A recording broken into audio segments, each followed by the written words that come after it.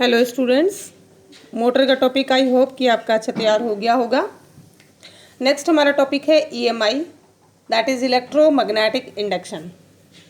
E stands for electro, M stands for magnetic and I stands for induction.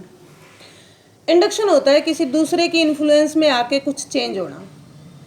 अगर हम electric field को change करें तो magnetic field बन जाता है, और मैग्नेटिक फील्ड को चेंज करें तो इलेक्ट्रिक फील्ड बन जाता है। This is known as EMI. अब देखो, ओरेस्टेड के एक्सपेरिमेंट के अकॉर्डिंग अगर किसी कंडक्टर में से करंट पास हो रहा है तो उसके अराउंड एक मैग्नेटिक फील्ड बन जाएगा। ये टॉपिक हम पढ़ चुके हैं और इस चैप्टर में हमने इसी को डिस्कस किया है।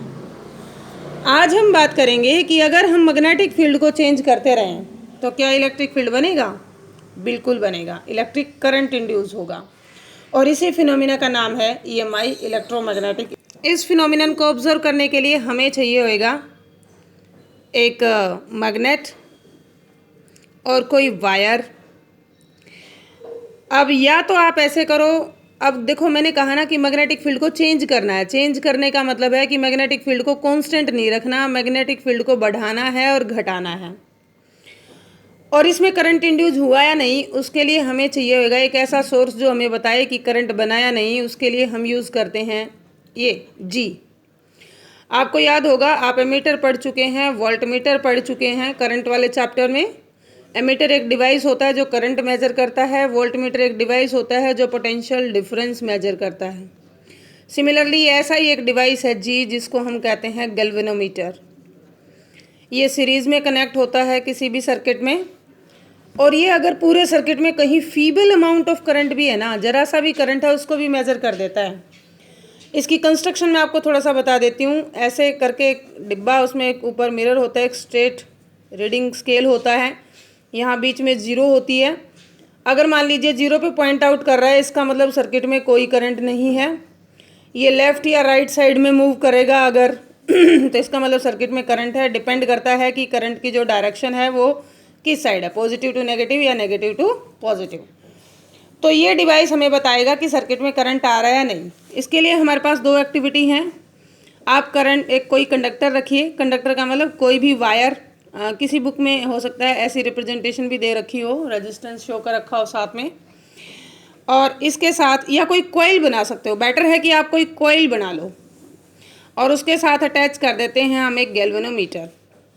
और ये कोई मैग्नेट है, बार मैग्नेट ही ले लेते हैं। मान लीजिए हम इसका नॉर्थ एंड इसके पास लेकर आए तो देखो मैग्नेटिक फील्ड बढ़ा, और जब हम इस मैग्नेट को दूर लेकर गए तो मैग्नेटिक फील्ड घटा। There is a increase in magnetic field, और जब दूर लेकर जाते हैं तो डिक्रीज इन मैग्नेटिक फील्ड। तो इस तरीके से मैग्नेटिक फील्ड बढ़ रहा है और घट रहा है, बढ़ रहा है और घट रहा है। जब हम ऐसा प्रोसेस करते हैं तो गैल्वेनोमीटर में डिफ्लेक्शन आता है। इट्स अमेजिंग कि सर्किट के अंदर करंट प्रोड्यूस हो रहा है। एक्चुअली प्रोड्यूस नहीं, इंड्यूस हो रहा है। इंड्यूस का मतलब सोर्स उसका खुद का नहीं था, दूसरे के इन्फ्लुएंस में आके यहाँ पर करंट इंड्यूस हुआ। अब ज़रूरी नहीं आप मैग्नेट को ही मूव करें, आप कोई हॉर्सशू मैग्नेट लें और यहाँ पर किसी वायर को मूव कर लो तो भी जो गैल्वेनोमीटर है वो करंट दिखाएगा आपको। यानी कि हमें फील्ड को वेरी करना है। आप या तो मैग्नेट से खुद दूर चले जाओ या मैग्नेट को दूर ले आओ, पास ले आओ। इस तरीके से जब आप मैग्नेटिक फील्ड को वेरी करते हैं तो यहाँ पर एक करंट इंड्यूस होता है और उसी का नाम है इंड्यूस करंट ई। मैथमेटिकली मैं आपको बता दूं, ये उतना ही होगा जितना ज़्यादा आप मैग्नेटिक फील्ड को चेंज करेंगे। ये फाई होता है मैग्नेटिक फ्लक्स।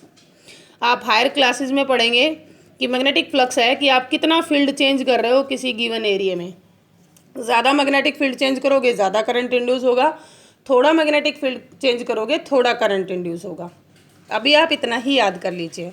नेगेटिव साइन वगैरह क्या होता है वो हायर क्लासेस में आपके काम आएगा। अब जो ये करंट इंड्यूस हो रहा है इसकी डायरेक्शन क्या होगी, पॉजिटिव होगी या नेगेटिव होगी, या पॉजिटिव किधर होगा नेगेटिव किधर होगा? क्योंकि करंट तो तभी इंड्यूस होगा जब कोई पोटेंशियल डिफरेंस सेटअप होगा, higher to lower, lower to higher. तो कौन सा, अब जैसे मान लीजिए मैं ये नॉर्थ लेकर आई तो कॉइल का कौन सा एंड पॉजिटिव काम करेगा और कौन सा एंड नेगेटिव काम करेगा? इस डायरेक्शन के लिए, इस डायरेक्शन को फाइंड आउट करने के लिए हमारे पास है Fleming right hand rule. Fleming right hand rule. Last video में आपने फ्लेमिंग लेफ्ट हैंड रूल पढ़ा था, एक बार मैं उसको फिर से रिकैप कर देती हूँ। फादर, मदर और चाइल्ड, शायद आपको इजीली याद हो गया होगा। अब राइट हैंड रूल हमें बताता है कि जो डायरेक्शन करंट इंड्यूस हो रहा है उसकी डायरेक्शन क्या है। ये इंड्यूस करंट की डायरेक्शन को शो करने के लिए है। तो इसमें आपको अपना राइट हैंड स्ट्रेच करना है ऐसे, अगेन उसी तरीके से परपेंडिकुलरली लाई करना चाहिए। इसमें ये आपको दिखाएगा मोशन ऑफ द कंडक्टर, आप कंडक्टर को किस डायरेक्शन में मूव कर रहे हो, ये मैग्नेटिक फील्ड, और ये दिखाएगा आपको किस डायरेक्शन में करंट इंड्यूस हो रहा है। तो थंब, फोर फिंगर और मिडल फिंगर, इन पे आप याद करने का तरीका फिर उसी तरीके से मैं एक शॉर्टकट ट्रिक बता देती हूँ। इसको याद करेंगे आप, mummy MMI, mummy MMI, motion of conductor, magnetic field and this one is current. और रिप्रेजेंटेशन आप इसकी ऐसे करेंगे, MMI, मोशन ऑफ कंडक्टर, जिस डायरेक्शन में आप कंडक्टर को मूव कर रहे हैं, M is your magnetic field and I is the direction of induce current. आज के लिए आप इतना ही याद कीजिए, फ्लेमिंग राइट हैंड रूल और EMI के कॉन्सेप्ट को। और इस चैप्टर का लास्ट टॉपिक हमारा बच जाता है इलेक्ट्रिक जनरेटर, उसको हम कल या नेक्स्ट वीडियो में स्टार्ट करेंगे। आई होप कि आपको वीडियो पसंद आई होगी, और अगर पसंद आई है तो लाइक, शेयर और सब्सक्राइब जरूर कीजिए। Thanks for watching and keep watching.